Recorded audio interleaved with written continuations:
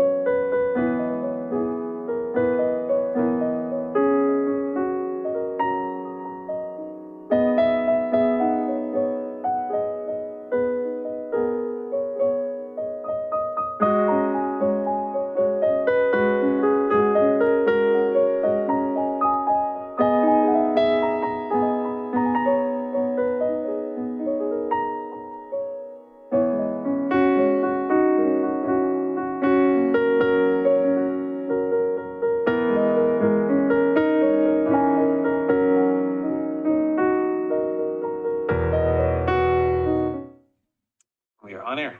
Okay, everybody, welcome to the January 17th work session. We're going to start today with Dan Harris, the Events and Emergency Management Coordinator, talking to us about our events, both past and future. Thank you very much, Mayor Beatty, Council. Scott, so I'm just going to go with the share here, Green button. green button, and that PowerPoint, Down right there. and we'll share. And it's small, but then if you hit the bottom, there you go. And then the little projector side in the bottom of the, Right there. oh, right there. Yep. Hey, look at that. Look at that. Put on the Zoom panel if you want to shrink it just to be the one square instead of the Oh, two I see. squares. Or, Look at that. We are just cooking with clean burning electricity here. I was waiting for what We you got there. We got there.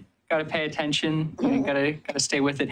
Good evening, everyone. Thank you all so much for having me. My name is Dan Harris. I use he, they pronouns. I am the city's events and emergency management coordinator, and it is my very real pleasure to be here this afternoon to talk to you about our events, some of our winter events that we've just concluded, and then also the upcoming event season for 2023. So, like I just said, we're going to look at what we have done, including the umbrella parade and the solstice celebration that just wrapped up in December, and then what we're looking at going into the new year. We had to Velcro that hat to that goose. Some other time we'll talk more about that. All right, so the umbrella parade and tree lighting.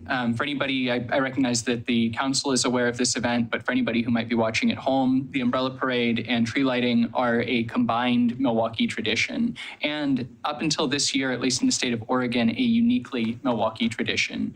There is a town down toward the central coast that wrote to me, and I cannot for the life of me remember their name, but saw that we were doing an umbrella parade, liked the idea so much, they wanted to do their own. So we compared notes and got them set up. But every year, a group of Milwaukeeans, many Milwaukeeans, hundreds of Milwaukeeans gather in our South Downtown Plaza and march north on Main Street and stop in front of City Hall where we do our tree lighting. They decorate their umbrellas in a variety of themes. These categories include things like most unique, most Milwaukie, most creative, most festive. And we've tried to keep those pretty loose intentionally because we want folks to know that this is a winter event and it doesn't need to be a particularly Christmas decoration. I mean, as you can see there, we've got Millie still showing up for the event, but also Krampus, along with a variety of other characters. This was a citywide staff effort. I mean, we had the police department represented, of course, the strategic engagement team that I sit on in the city manager's office. Huge show of support from our public works team, and then also from a number of community partners. They're listed in the staff report, and I don't want to miss anybody, but I do want to just very clearly call out the work that our community emergency response team did in this event. You know, I always say if we needed to, we could do it without CERT, but I'm sure glad we don't have to. They have done such a great job helping us with traffic management and traffic safety, both here and then I'll touch on them again in a moment when we get to solstice. But they really have put in the time and the effort, and I want to say thank you to them for that. This was a lively parade. Last year's parade, I was not able to attend. I was in Canada watching my son be born. But I was told that it had a little bit of a funereal air to it. We had some bands drop out, and we ended up with a group of carolers walking down Main Street and something more like a dirge than a celebration. But we fixed that this year. We had a drum line and a marching band. We had a fire engine and all kinds of things. So this was a much more lively and active event than last year, and certainly than the remote viewing tree lighting that we did the year before that. This was also the first year since since the COVID-19 outbreak, that we've seen the return of food service. Speaking with the Equity Steering Committee, we talked about ways that this event could be made more accessible, could be more inviting. And one of the things that came back from that committee was try to get away from just New England Christmas and New England Christmas food specifically. So we were able to work with Casa de Tamales down the way here to provide flan this year as well, which was very well received. And thank you to them, because they not only provided a specialized serving portion, but also gave us a pretty significant discount on that as a contribution toward the event. What am I missing here? So next year, of course, by next year, the idea is that we'll be moved. So I don't know exactly what shape the umbrella parade and the tree lighting are going to take next year. I don't know the timeline if the new tenant will be in this building, will have opened business, will have, it's something that we're going to have to figure out as we get into the year. But I personally have no intention of seeing the umbrella parade go anywhere. And I don't think there's any discussion of it not happening. It's just a question of exactly what it looks like in 2023 and beyond. But it was, I think, by just about any measure, a successful event. Councilor Nicodemus, I'm going to put you on the spot and say we do still need a speaker next year. So if you're around on December 2nd, we'd like for you to come and visit with us again. But otherwise, that's so much for the umbrella parade and tree lighting. This was a community effort, and I want to say I think it was a community success. And so December 2nd will be the day for Yes, ma'am, that's whatever correct. it is. Okay. December 2nd, the first Saturday in December. I just want to commend Councilor Nicodemus's role in that. I was there and he did a fantastic job, and the tree actually lit on the first time. So that's, that was awesome. So Yeah,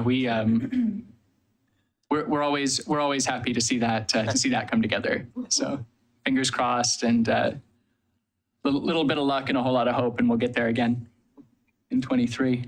Hey, speaking of lighting things on fire, winter solstice. So winter solstice came back this year for the very first time since 2019.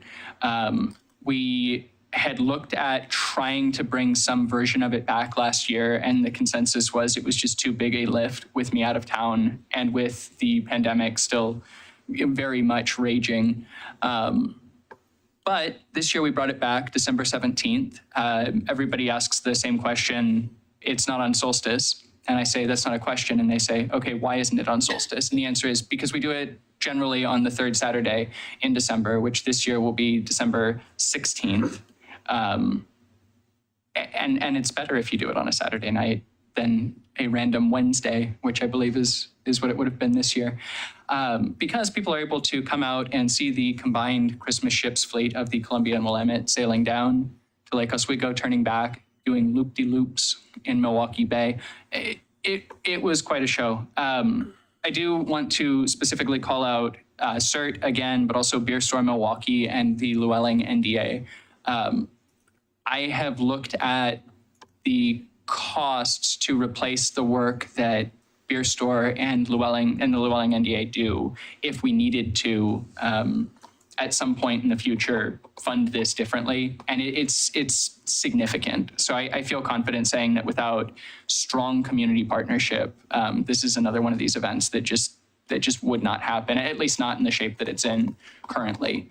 So big thank you to those groups. One thing while I'm talking about CERT that I do want to point out in terms of room for improvement next year and in future years is that the crossing of McLaughlin Boulevard on the south side of the Washington Street intersection is a traffic hazard that I had not recognized the scope of until we're trying to move several dozen people at a time across it. Traffic was backing up Washington and kind of snarling traffic on Main Street. So I think what we're going to do this coming year, and CERT has strongly supported this move, is to work with ODOT to try to close that crosswalk just for the evening. The problem isn't people crossing 99. It's great for people to cross 99. And it's certainly not people crossing 99 at a crosswalk, which if you're going to do that, do it at the crosswalk. It's just that the geography of that particular intersection is such that it's a mess. So we're going to do everything that we can to get that crosswalk closed for that evening this year. With that, we're also looking at potentially installing some additional temporary fencing in the boat ramp parking lot. For folks who haven't been there in a little while, it's a sort of a split level parking lot. And what we're running into is that people were climbing down through the planter boxes and taking alcohol closer to the river to watch the ships, or you have kids playing in the planter boxes, kind of climbing back and forth between them. So it's not that the way that it was any kind of a violation of the OLCC licensing or anything like that. It's not a mandate that we put additional fencing in, but the feeling is that it would probably be a good idea. So we're looking at that in collaboration with Beer Store. For this, we had about 2,000 attendees was the crowd estimate throughout the course of the evening, so very well attended. I will say that in past years, I've heard crowd estimates of upwards of 5,000 people. I wasn't there for that. I have no reason to disagree with that number, but what I'll say is that 2,000 felt about right to me. The other thing that we've heard is that the event can sometimes sort of linger on into the evening, but there again, really good cooperation and collaboration with the Llewellyn NDA and with Beer Store. Turns out that if you shut off food and alcohol sales and gather up all the firewood, people will eventually go off of the rainy boat ramp all on their own. So we had a pretty firm cutoff time at 7:30, and I would say that by about 9 o'clock, when we were packing up the last of the vehicles, there was one family that was left chatting, and good for them. Good to enjoy the park on a winter's evening. We did bring in some fire sculptures this year, which after the burning rotating heart issue of past years, we had a fire sculpture that essentially encouraged people to interact with it and to grab one of the handles and to spin it. There was some trepidation about bringing back fire sculptures this year, but we did, and none of them had any moving parts. And anybody who tried to load those hundreds of pound pieces of art onto the back of a pickup truck will tell you no movement really at all. So were those, I know some of the fire barrels and things were done by the Llewellyn NDA. Were those as well, the fire sculptures, or there's someplace you rent those? Well, those actually, there's an artist in Oregon City, and I apologize because I don't have her name here in front of me, but she's the same one who provided the gear egg that's in the sculpture garden right now. And she rented them to us for the evening. Okay. As long as we come and pick them up and drop them off. So as long as we're doing special thanks to Jason Wax and Jordan Imlaw, wherever you are, for going and doing the pickup on that. Great. Yeah. Well, I would, I was at the 2019 one, which was the super big one. It was a small event until we started adding the Beer Store. And then it became, it was a modest size event. I wouldn't say small. The Llewellyn NDA has been selling refreshments at it since I've lived, since I remember it, for going to my first one in the mid 2000s. And it's grown small, but it kind of took a leap when the Beer Store was brought into the mix. The one in 2019, I did feel like the crowd was maybe too much. I don't know if it was 5,000, but it definitely felt like it was hard to move. It was hard to even move along the sidewalk. So I thought it was a nice size this time. I agree with you on that, I don't know how we control that, but Well, I'll tell you, I mean, something that we did this year that we were very intentional about was limiting the marketing for it. So whereas in the past, we've been more intentional about doing press releases and trying to get more, trying to get this circulated more in like PDX Parent and media like that. We really cut it back this year. And I don't know that will necessarily work exactly the same as this sort of builds steam again. But I think it's worth trying. I mean, it's good to have a big event. Love to see a strong turnout, and it's not that big a parking lot.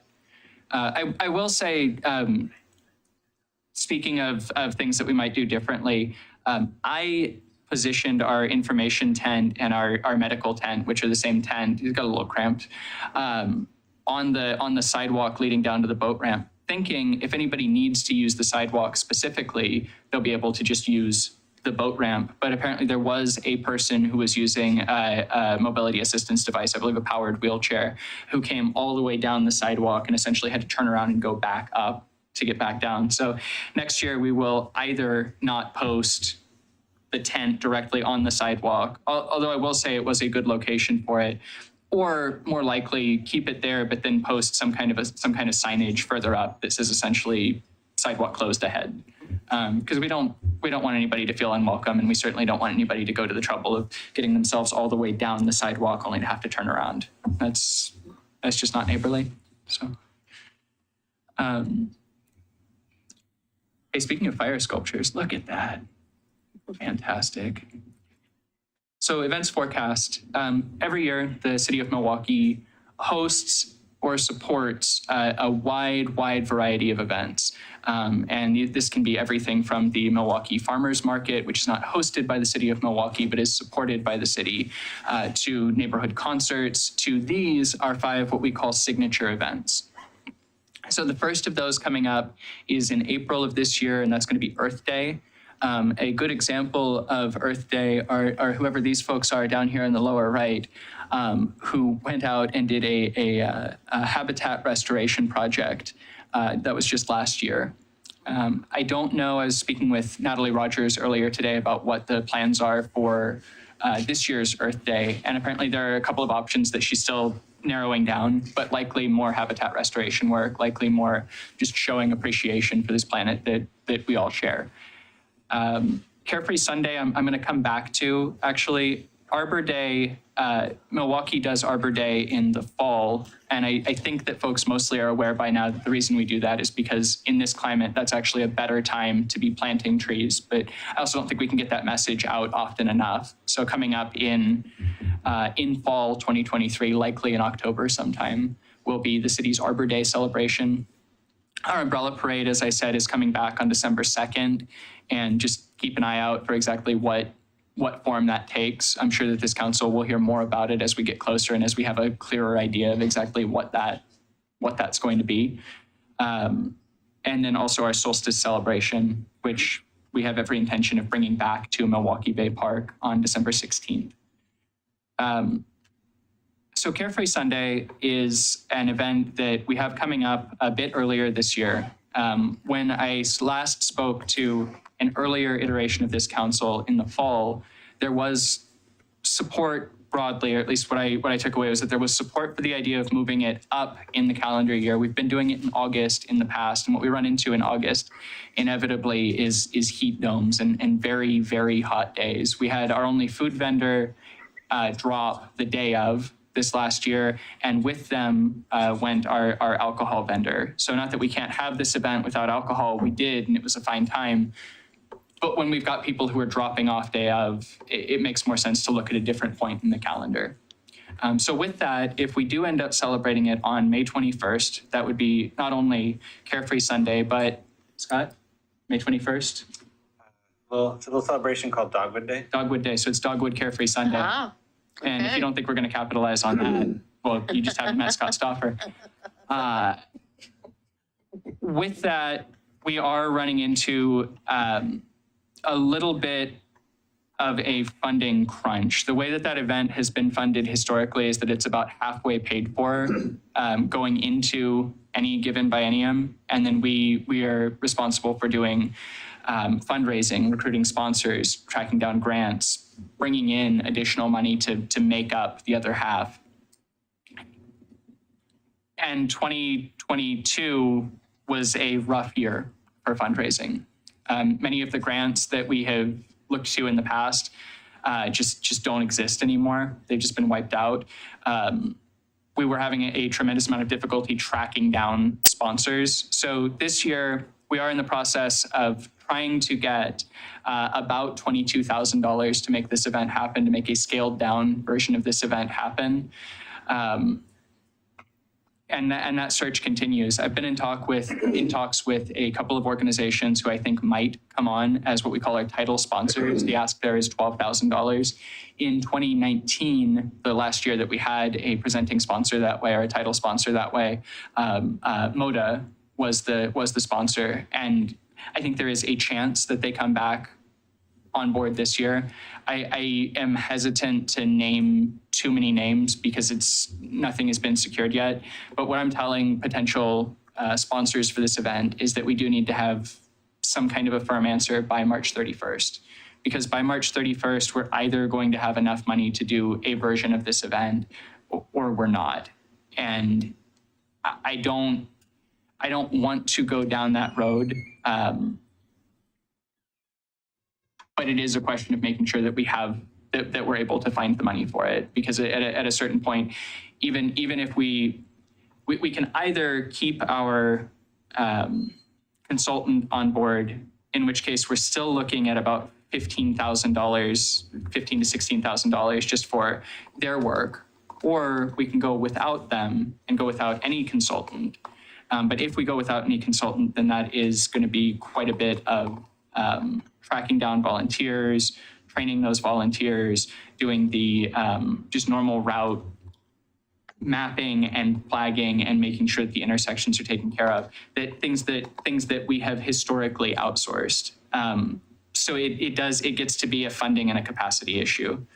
Please. Quick question. Do you think that it would be possible to say, instead of using 15,000 for outsourcing, something like that, if you were to take, let's say, half of that, 7,500, and put a grant out to our volunteers and use that to pay the volunteers to maybe use their time as I'm sure there's plenty of former consultants within our own community who could use some grant money to help put this together, that instead of paying an outside entity, we could empower our local community.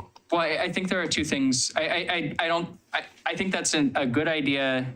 And I think there are two things that you run into. One is that we have a contract with our current consultant that's a 2-year contract. So even if in the future we wanted to go that way, for this year we're locked in with Axiom, who I will say has been a really reliable, fantastic partner in it. So, but if we did move away from them in the future, it would need to be next year. The other thing is that there just aren't that many groups, there just aren't that many entities that do this kind of work. And particularly when you start getting into open streets events, a lot of what we're paying for with Axiom is the depth of their volunteer pool. I mean, they have contact lists, they have the spreadsheets, they have the experience. And so when we go back to them, and I'm not saying that we could never move away from them or that we potentially shouldn't in the future. What I mean, Counselor, is that it's not just, well, I can get some people together. It's right. I've got people who know how to do this, and they will come when I ask them. So I do think it's an interesting idea for the future, like trying to think about building some local groups' capacity to do this. I mean, it's not rocket science, but there is, Axiom does it for events all over the region. They do the Portland, they do the Providence Bridge Pedal, they do the Portland, they do much bigger events than ours. They have it down, they have the software, they have the pool of volunteers, like you said. I mean, it's not just, the Rotary does volunteer events, maybe the Rotary can do this. I mean, there is a specialization to it for sure. And but it's something to think about who, can we have some people training this year to maybe, Well, I did want to say too, an idea that I have for this, because I know that when I spoke to council last fall, there was some concern that the size of the route, the formal route being so much smaller, was going to discourage both people biking to the event, which of course that really we've lost our focus if we've got people driving to the bike event, but also that for some of the more experienced cyclists, that it would be that they would feel put off or discouraged from participating, because if we've closed 1.5 miles or 2 miles of street, that's nothing at all if you're somebody who commutes by bicycle. But what I was thinking we might do with this is to have the formal closure, and then also maybe some kind of an advised route for anybody who wants a longer ride, something that's not necessarily traffic controlled, but that does make use of the already built out bicycle infrastructure in Milwaukie, bicycle and pet infrastructure. I mean, I think if we were to say, okay, so the event, the formalized part of this event is on this stretch of Monroe, or this stretch of 29th, or this stretch of Linwood, or wherever it is that it ultimately ends up landing. But here's an advised route for folks who are interested in a longer ride. Why don't you go this way? You can see all different corners of our city.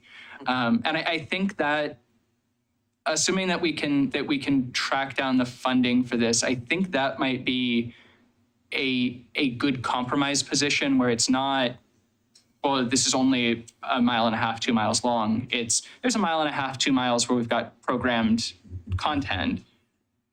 But for those of you who feel up for a longer ride, the great thing about Milwaukie is we've actually put quite a lot of money and time and investment and work into this.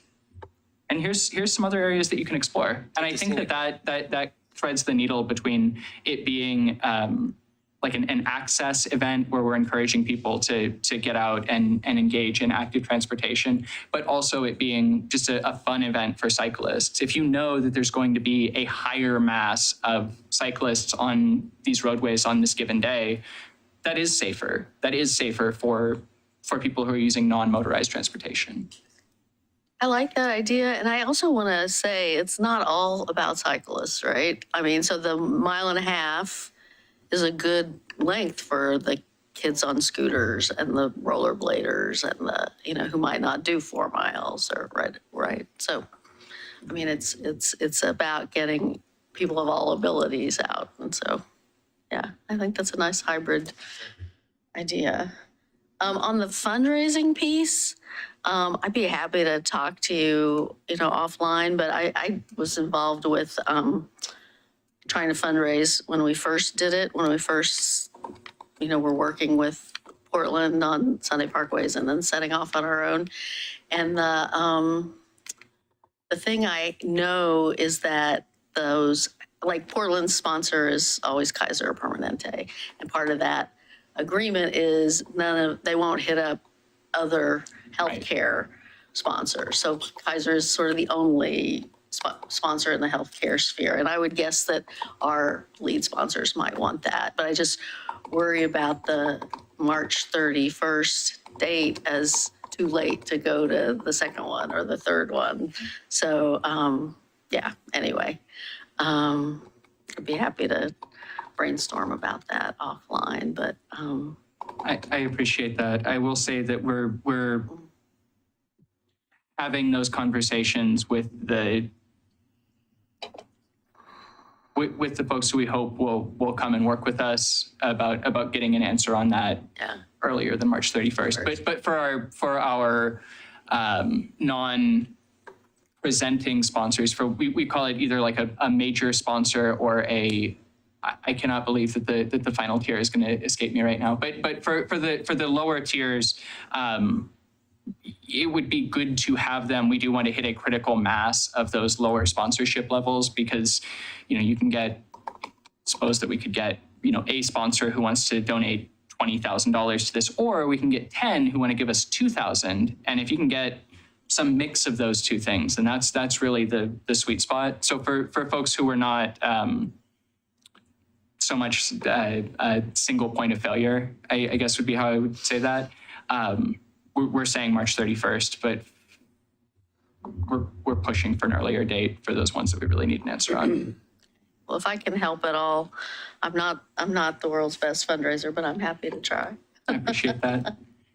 And I would be remiss if I didn't say that our department's administrative specialist, Suzanne Couteau, has been doing a fantastic job in that outreach. Just today, we were in a meeting with a potential sponsor, a group that I think is going to come on at one of the lower tiers, but no less appreciated for that. And the way that she stepped into that conversation, a couple of the insights that she had, I felt like really connected with the organization. So I just, in the interest of full transparency and appreciation, I want to say thanks to Suzanne, who may or may not watch this, but if she does, hey, thanks, Suzanne. I think that's it for me. I've got the questions and comments slide here, and then I do just want to make sure to put my contact information back up. If anybody saw this and has questions about events, or I suppose if anybody saw this and thinks, wow, Carefree Sunday sounds like a great opportunity for me to partner with my community and sponsor, events at milwaukieoregon.gov would be the best place to reach out. Before I do go, are there any additional questions, comments, quips? Dan, I've got a question about the umbrella parade and the tree lighting. Please. I know that it's, we have some, decisions to make, but is there a question about the existing tree being the lighted tree? I think that there are two competing schools of thought in the community about that. Counselor, as I'm sure you're probably aware, the biggest obstacle to picking a different tree is that tree's already lit and it's already strung. And so I know that there's been some talk about, well, what about the big tree in Milwaukie Bay Park? Well, I think that'd be a great one. And I believe the most recent estimate that I've seen is that something like $27,000 to restring It was it. like 70 or Was it 80. really? Yeah. All right. Well, see, there because I the go, tree has to doing have public math. pruning, and then you have to have a super big crane Yeah. to do it. And it was, Peter Passarelli got, sort of estimates, and yeah, it was more than $50,000 to light that tree. So that doesn't That was mean, pre-inflation. Yeah, and Thanks, that Ann. was pre-COVID and pre-inflation. Yes, exactly. so with that doesn't mean that we couldn't ever use a different tree. It does mean that for right now, the pickle's the one that we've got. And so I hope that, Well, I guess my question was a little bit more pointed. With the new tenants, do they control the tree? Do we control the tree? Who controls the tree? that's a great question. I mean, the tree is on city property even after the sale. There it is. The city will retain ownership of the outer C of the block, building to the street excluded, including the parking lot, the surrounding parkways from this tree, and the Welcome to Milwaukee sign on this corner, which for the public's good is down at the moment, but the city took it down to refurbish it. If somebody saw that on social media over the weekend, we apologize. We didn't let that out of the bag earlier. City facilities took down the Welcome to sign. It's being rehabbed. It'll be back in a couple months. We own the park land around it, including the tree that we're discussing now. What I was going to say first is that absolutely sounds like something the Grinch would say. I've taken it back to my workshop. The tree will be back, and the sign will be back in no time. I believe you, Scott. What I was going to say though is that the tree is still on city property, but the electricity is run through the building. So I think that's a good question for me to take back. Tree power. Oh, Yeah, Come on up, Joseph. there you go. Speak into the microphone. it's a quick answer. So Dan's correct that the utilities go through this building. Thanks, Scott. So we're going to have to cap the utilities, and we're going to have to create another line for utilities. So there'll still be utilities for both properties. It's just money. Which Time. that's something we're going to have to do anyway, irrespective of the fate of the Christmas tree. Exactly. Okay. Yes. Yeah. So there will be power there, regardless of what we do with the Christmas tree. There you go. And I would guess that while you're here, given the timing for the city to vacate this building and them to start their, whatever they're going to renovate, do we really think they'll be in here by December? the goal, so when we leave this building, yeah, they're going to need construction for probably another 8 months at least before they can beautify it and make it available to the next tenant. So they're not going to be in business in December, True. on December 2nd. Yes, definitely. That's definitely not, yeah. Okay.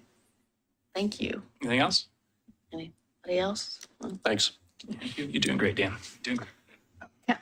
Hold on, Dan. Councilor Stavanger looked like she had something she wanted to ask. Had a couple. Yeah. Okay. I just wanted to say thank you. I was there with the Llewellyn NDA at the winter solstice event, and there were a number of city employees that were there very late, had been there very early, had worked previous events or had started setting up very early, even the day before. And so it was just really great to be able to connect with them and to see, that they were still there with smiles on and having hopefully as much fun as we all were. So thank you. I appreciate all the help. Well, thank you. I appreciate you calling that out. And I want to say again, these are events that the strategic engagement team works on, but when it comes time for the day of, it's absolutely not something that we stand alone on. I mean, we had a tremendous amount of support from our engineering team, from our public works team, from planning.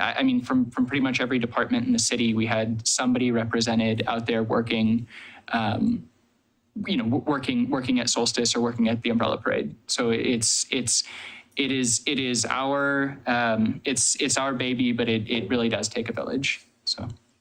Thank you. Thanks. All right. Thank you all. you. Thanks, Dan. Thank you.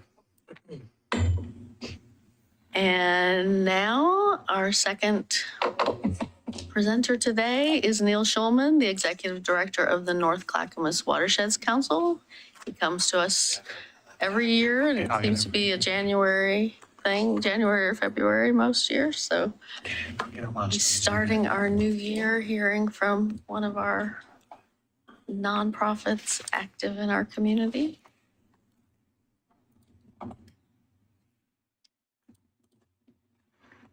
It's gonna do that thing where it's cutting off. Okay, let's do this. Let's do the PowerPoint. Oh, yeah, power. Well, that's the PowerPoint, but it was doing that thing where it's coming off. But let me.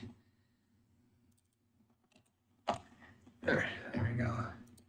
So I gotta share it through the Zoom.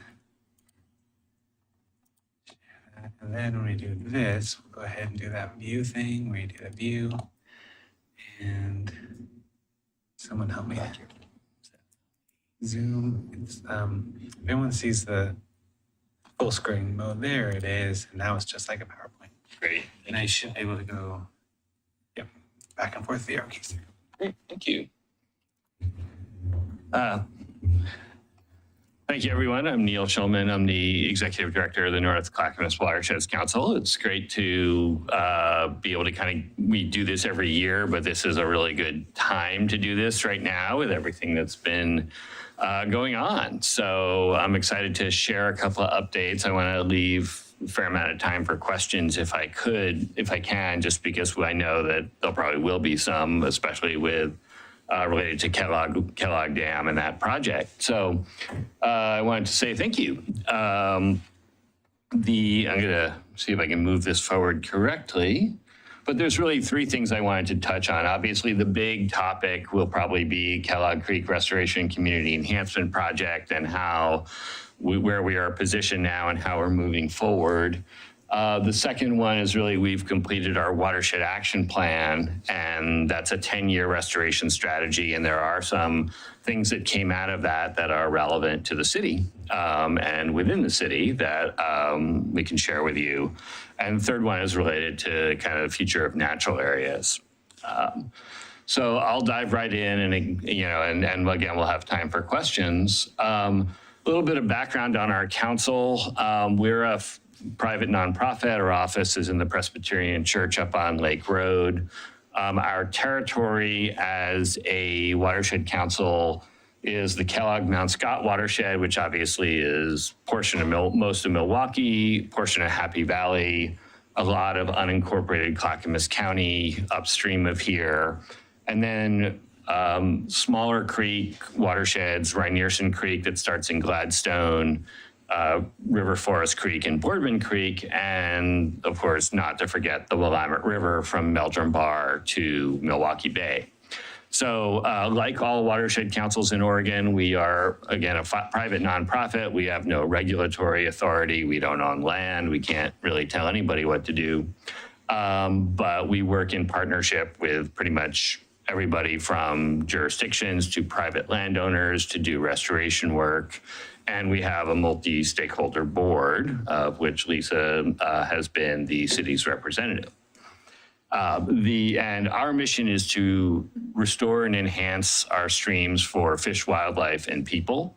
Our streams are home to things like salmon and steelhead, and also to about 163,000 humans that use those watersheds for everything from restoration to enjoyment to trees cooling off their property when we get heat domes. With that, I'm going to dive right into it. The Kellogg Creek Restoration and Community Enhancement Project, obviously, is the move to restore fish passage at Kellogg Dam, create a natural stream channel where there's been an impoundment.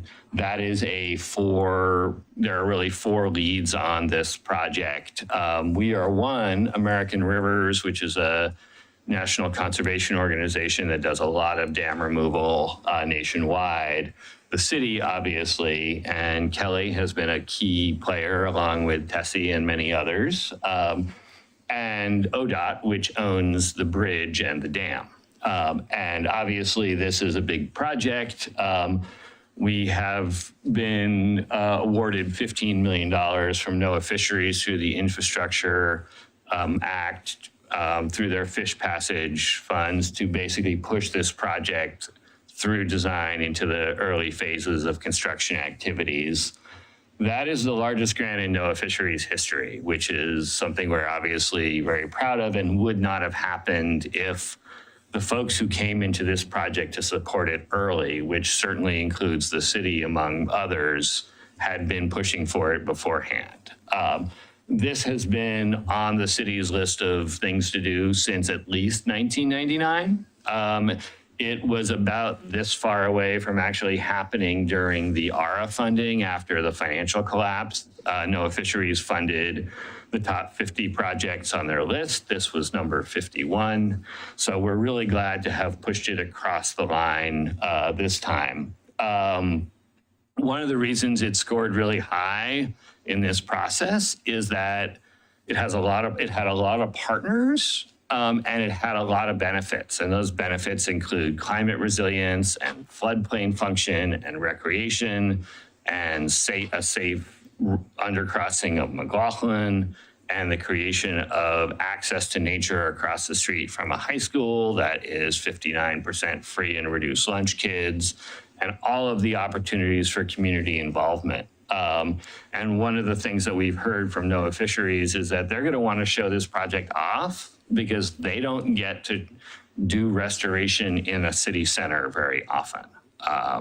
And that's something that, as someone who does urban conservation, again, that is kind of a dream project in that sense. We've kind of touched in a lot of these benefits, but this really is a project that there are people who have been working on this I've been working on it for about 5.5 years. There have been people who have been working on it for about 2.5 decades or more. So my hat is off to everybody who started this. Again, the kind of project goals include fish passage, water quality, replacing an earthquake vulnerable bridge, restoring a stream downtown, creating the trail connections. The current lake bed is going to, would be revegetated and turned into a natural area. And there could be, will be presumably trail connections, not only to Milwaukie Bay and Kronenberg, but to the Milwaukie Presbyterian Church, publicly accessible sanctuary. The opportunities for community engagement are pretty endless. And the community support is there. And again, this is going to be a showcase, and it's something that people have been working on for a long, long time. Should have been done in 1890, but you know. So a little bit about the nuts and bolts of where we are. With the funds from congressionally directed spending from Senator Merkley's office and the Fish Passage Fund will basically fund phase 1 to 3 of 5 phases. So we're pretty much at the tail end of phase 1 now, where the technical advisory committee is going to be reviewing what we got in draft form last week, which is a set of alternatives for what the lake could look like after the dam is removed, and where would the channel go, and what would the slope be, and would it meander, and that is going to land on our preferred alternative. The funding we have will take us all the way through full design of all the ingredients of the project. So that's the bridge, the construction of the bridge, the traffic realignment during construction, all the permitting, NEPA, and things like procurement and the beginnings of the long lead construction activities. And those are things like growing plants that will need to go in the impoundment, you know, is going to be a long lead item, and putting things out to bid. And then then we will be getting into obviously the full-on construction and the replacement of the bridge. The goal is to get there by 2026, 27. And we will be doing more fundraising for the actual construction. The real, quote unquote, real money in the infrastructure package is not in the natural resources side. It is in the infrastructure side and the highway funds and raise funds and road construction. But we are probably going to be looking for another 30 million. And that can come from a variety of different sources, both federal and state. And then the last phase of it will really be post-project monitoring and maintenance that obviously happens with every restoration project. The next steps, we are actually already moving. The CDS agreement is already in place. The technical advisory committee is meeting on February 2nd to review this range of alternatives, and by April, they will probably should land on a preferred alternative for the lake impoundment restoration. I know that Kelly has started work on a cooperative agreement between the city and American Rivers, because American Rivers actually will hold this NOAA fisheries grant, and there is some city money in there. So we need to make sure that money can flow in whatever directions it needs. And then we're kind of going to be diving in, not quite literally, hopefully, into the sediment and the geotech, because one of the critical paths of this project is how to manage the sediment that's accumulated behind the dam and make sure that that is something that DEQ and the Army Corps of Engineers sign off on. And really it's showing that whatever we design, where the channel goes, is going to stay out of the depth of sediment that has some of the pollutants in it. There's kind of relatively clean sediment, and then there's some contaminated sediment, and then there's cleaner sediment on top of that. And we're going to probably need to do more sediment testing, as well as some more geotech work around the railroad bridge. So, and the city's sewer pipe. So we're diving into that. Again, NOAA Fisheries has told us to kind of get ready for lots of site tours and visits, and I'm sure we'll be asking the city to help to participate in those as well. Again, funding for final construction, we're going to be looking at things like the National Culvert Removal, Replacement, and Restoration Grants, which is the Highway Administration, RAISE grants, again, federal transportation, other things like U.S. Fish and Wildlife Service, other potential NOAA fisheries funding, FEMA, ODOT and state, possibly Metro. These are, and we'll obviously we are hoping that our estimate for final construction costs, which was based on current rates of inflation, is not quite as inflationary as we had to project when we were writing this in 2022. City leadership this is going to be essential, and I apologize for the small font here. But obviously the city owns most of the lake bed. And again, that'll be a huge public asset when we're done. There is a ton of interdepartmental coordination with different parts of the city that is part of this project that it involves obviously public works and the city engineer and natural resources and planning and community development with Coho Point, stormwater, parks, and government relations. So those are, and then there's the external relationships that Kelly has been at the linchpin on, with relationships with ODOT and Metro and American Rivers and the various state agencies and NOAA Fisheries and ODFW as we get into this. And we'll be riding herd on some of this, but because the city is a landowner, there is also a city nexus there. And as obviously Kelly goes off on to the governor's office, that'll be an important thing to fill. The other piece of it is really the public championing and visioning of leadership as we go into the more public phase. It's obviously attracting more attention now. And as we get into the next phase of fundraising, which will be a bit down the design process. The other part that I think I just wanted to bring to your attention is we are going to be digging into something that has been underwater since Abraham Lincoln was a congressman. We are going to find stuff that we don't expect. We already found one thing, which is the sewer pipe. That there was some pushback. Is it the county? Is it the cities? We know it's this, we know it's the cities now, and we know it's apparently clogged, and it's probably presents some risk to the city, and we're going to probably need to see if we can push that onto the CIP sooner rather than later. We are probably going to find some other infrastructure issues somewhere. We don't know what they are. Again, the thing's been around so long that there's no information virtually about what was there before.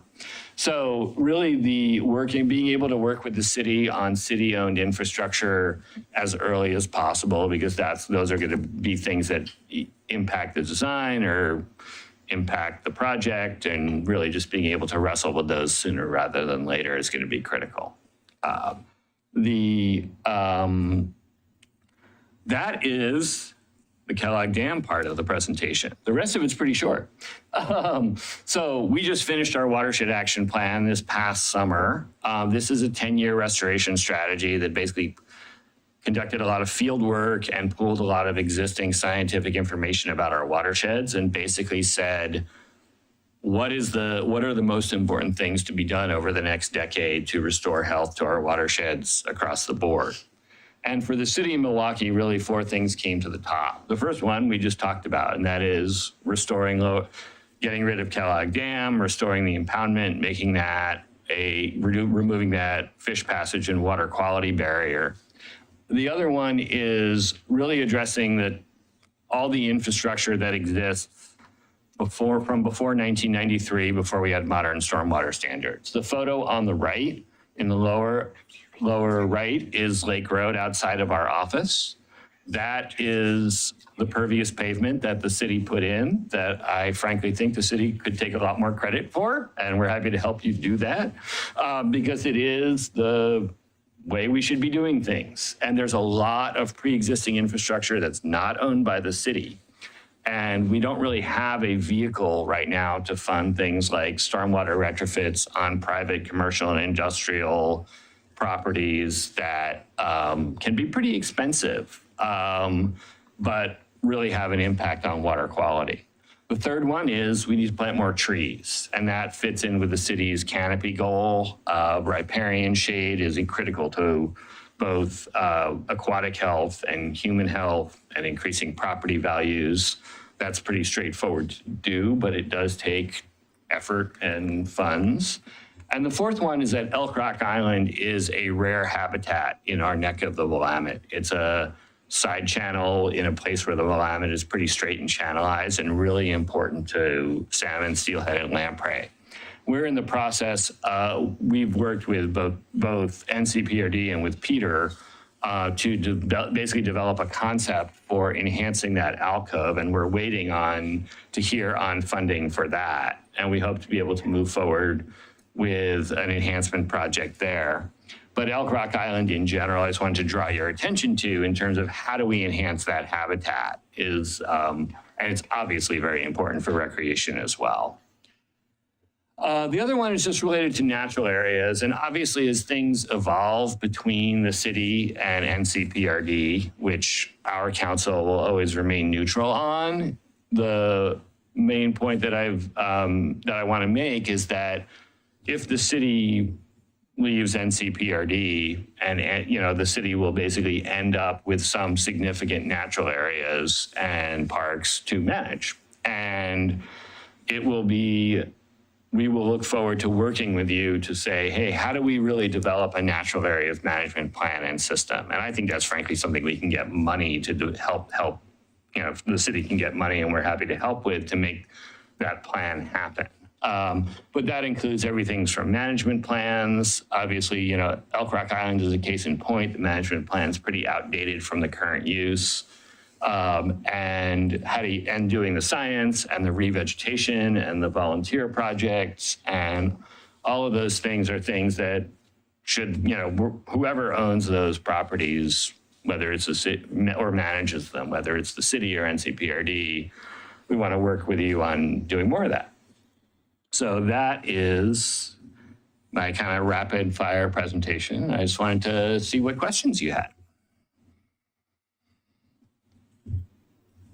Questions? Neil, I appreciate the presentation. Still a lot of work to do, obviously. Forgive me, I'm even going to jump beyond that timeline. And could you just give us sort of a thumbnail sketch of how, the fish are reintroduced into the fishery? And I mean, Yeah. is that a state wildlife task? I'm not sure how that happens beyond, sort of the structure that you've outlined. You have fish repopulate Lower Kellogg Creek. They actually do it. They've already done it. We just did eDNA testing above Kellogg Lake because Kellogg Dam was underwater for about 5 days in June. When the Willamette River got really high, we had that kind of January. And we got eDNA hits from coho salmon and steelhead above Kellogg Dam, because again, there's a period where they could get over. They will find it themselves. And actually that picture of that coho was taken by a landowner up by Mount Talbot several years back, where we had another period like that. The biggest value, though, for the fisheries when Kellogg Dam is removed, and we've seen this in Rynearson Creek as well, when the small dam, earthen dam at kind of between Meldrum Bar and the Robin Hood Homeowners Association plot was removed, is for juveniles that are migrating through the Willamette to rear and get out of the main current and eat and prepare themselves for their ocean life phase. And the year after the Rynearson Dam came out with no artificial reintroduction, there were 500 juvenile Chinook in there. So they're pretty resilient about saying, oh, this barrier isn't here anymore, let's go. Interesting. Yeah, I was going to say, just reading articles about other dam removals, I'd say that's what they've seen. Lots of places, the Elwha dams in Washington on the Olympic Peninsula, and the Condon Dam over on White Salmon River. Yeah, the fish find it. They don't have to restock. Yeah, no, they're generally the approach to this kind of restoration is, when you give the river a chance to function like it ordinarily would, it tends to do most of its work for itself. That's a little challenging in the case of Kellogg because we don't have much information on what it looked like before the mid 1850s. Certainly don't have aerial photos from back then. So we're doing, using kind of the best judgment based on the kind of bathymetry and the topography and the few records that are available. And then we obviously want to make sure that all the infrastructure that has grown up around it is not going to get eroded and, things like that. The only concern we've heard from landowners adjacent to the impoundment is making sure that when the lake is no longer there and it's presumably a stream with, some growing forest and things like that, that there's some sort of vegetative barrier between the public property and their property from camping. And obviously the city now has a camping ordinance and that will help with that as well. But those are pretty straightforward things to do in kind of a landscape design way. Thank you. Other questions? Thank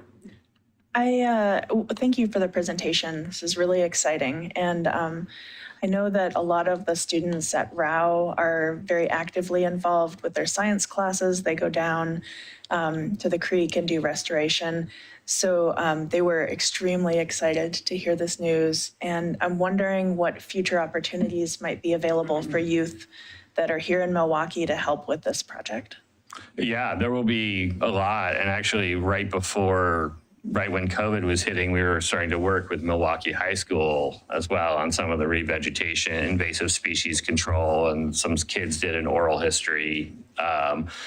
There's going to be a lot. Our Amy Van Riesen, who's our watershed restoration manager, has been kind of pulling together a list of everything she wants to study before and after. And there will definitely be opportunities, I think, for not only for kids to be involved in that, but also for citizen volunteers and graduate students and things of that sort. There will definitely be a lot of pre and post water quality monitoring, as well as things like eDNA, which we've already started doing the pre-sampling from. That's more technical and done by a lab.